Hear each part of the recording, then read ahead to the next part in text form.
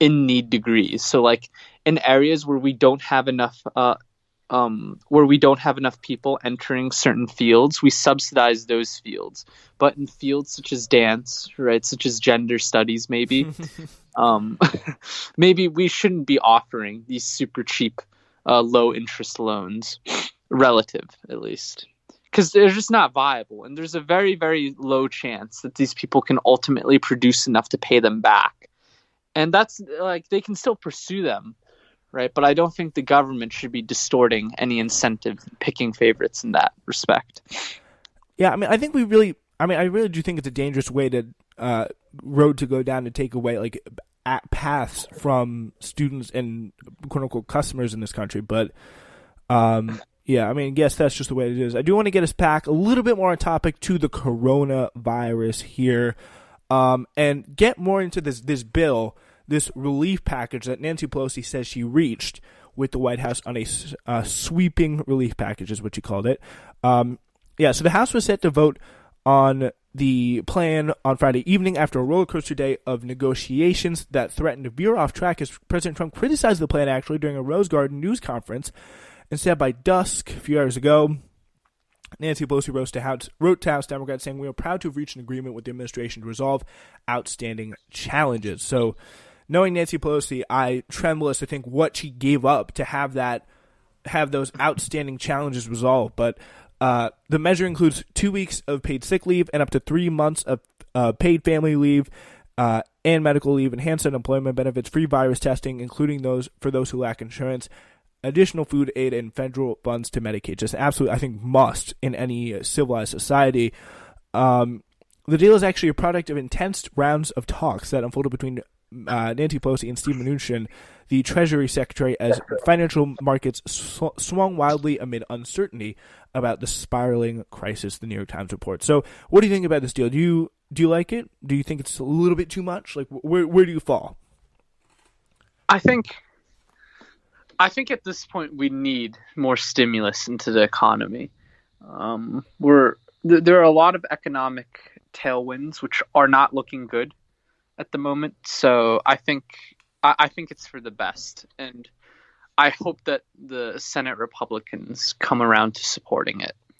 Yeah, I mean, I'm more of a fan of this because it actually is one of the first real proposals that I've seen to look out for the average American, like, because people are legitimately scared about this. I was down, a little bit. I was down in Pennsylvania just yesterday night, and people are like the woman at a hotel was like, I saw these. My boyfriend was seeing Apache helicopters with missiles fly over Philadelphia or something like that. Like it's people are like, what is going on? It's a really eerie sense, because there's so much like misinformation, so much like repeating of different narratives going on. It really is incredible. So if working people, just average people, have that little boost, I think it comes in very, very handy. Yeah, anything is better than nothing, right? So hopefully they get this in. I think it'll even the smallest differences can have big effects for the average American. Yeah, depending on when you're listening to this, because we're recording this before it has officially passed the Senate. So if it does, that's great. If it doesn't, that really sucks. So yeah. Go if you're listening to go. I would definitely go follow up on that if you're listening in between Friday and our planned episode this Sunday. Also, stocks rallied on Friday, rebounding from their worst day in more than 30 years after Trump said leaders of private U.S. companies had agreed to help with efforts to test for the coronavirus and declared a national emergency that would free billions in funding for states and territories. So that's very good. So, Edward, would you give us kind of an idea? A lot of people say, oh, we don't have that much money in stocks, which, I mean, again, I do think that stocks have a limited impact on the day-to-day lives of people, but when it gets serious, it can really trickle down to people, working people, which is kind of unfortunate because it's the stock market is just kind of something that the vast majority of people have very little involvement in. So if you wouldn't mind giving us an idea of how this affects everyday people when the stock market does get quite bad. Well, day to day, right? To be honest, it's pretty much negligible. But with what we're seeing right now, a big issue of the United States is our pension shortfall. right? With Social Security, horribly, well, you could say it's either horribly underfunded or horribly inefficient. But there's also the issue of state pensions, right? Like New York, New Jersey, Illinois almost went bankrupt because of their state pensions. And these pensions, they rely on solid returns from the stock market, solid returns that we've been seeing under Obama and Trump. And if we see that, really begin to reverse for whatever reason, maybe because of this virus, the people who are going to get hurt the most are the elderly, the retired people, the current employees paying into the system right now. So it can hurt. I know in 2008, during the Great Recession, colleges which rely on the stock market for their endowment, they were able to give out less aid.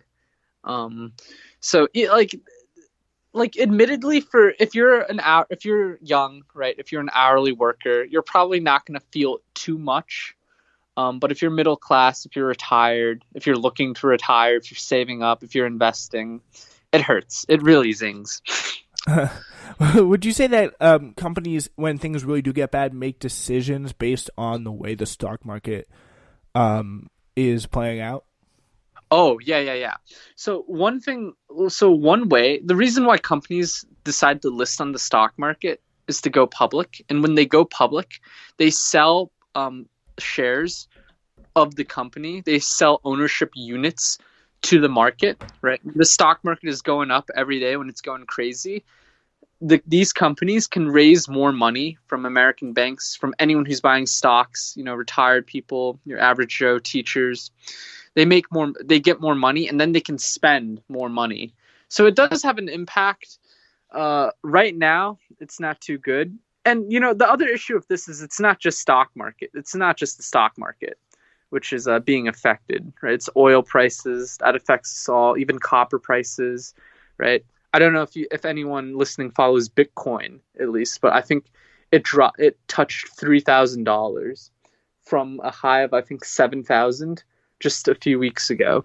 So everything's in free fall right now. If you own anything, it's not a good place to be in. It kind of hurts. Yeah, but it really could. I mean, if things stabilize, it could go back up and get pretty prosperous if there is a good fix to the coronavirus pretty soon.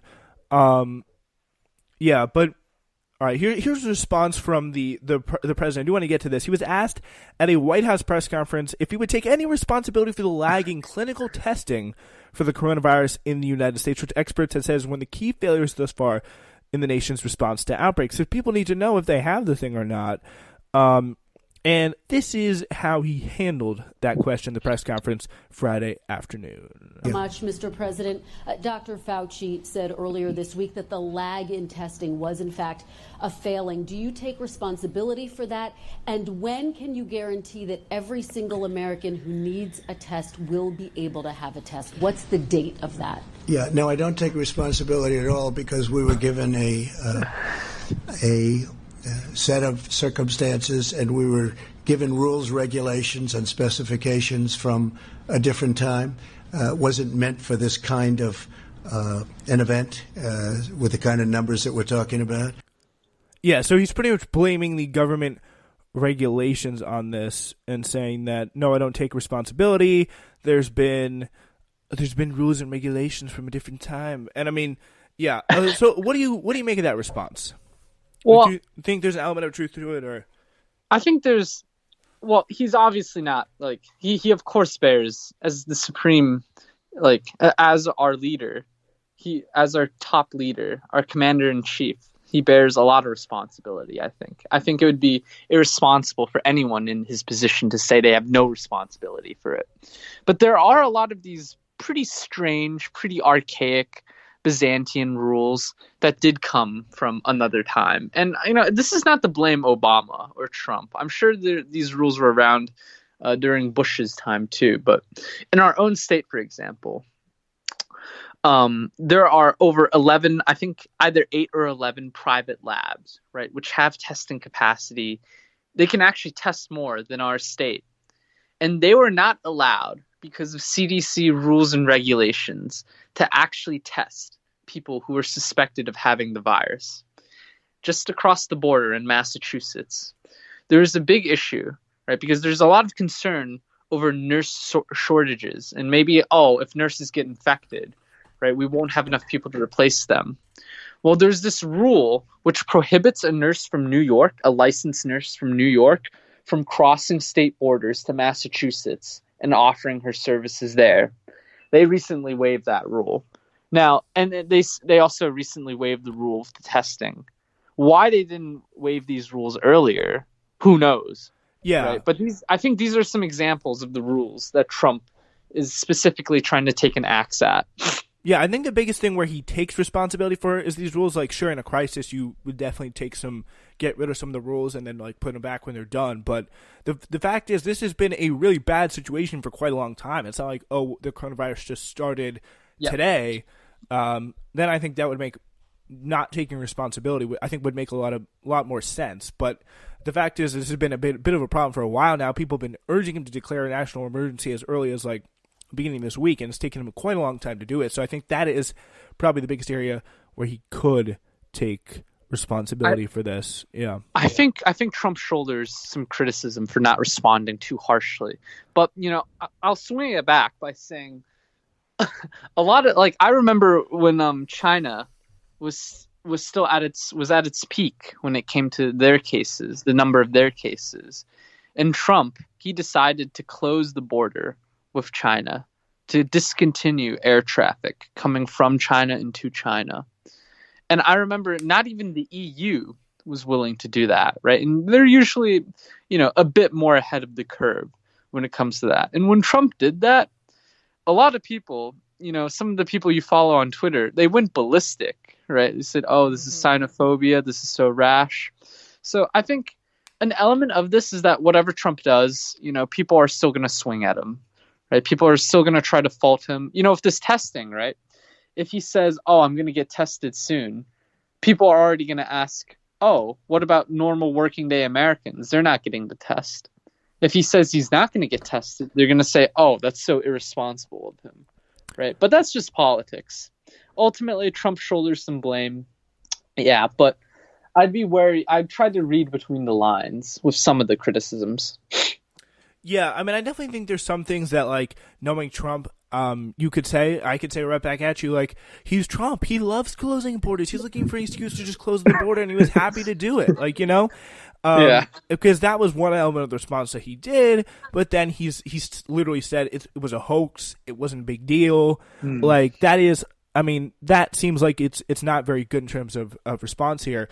And I do want to get a little bit doom and gloom for a second here. These are the worst case scenarios, according to the New York Times. Officials at the U.S. Centers for Disease Control and Prevention and epidemic experts from universities around the world conferred last month about what might happen if the new coronavirus gained foothold in the U.S. How many people might die? How many people would be infected, need hospitalization possibility?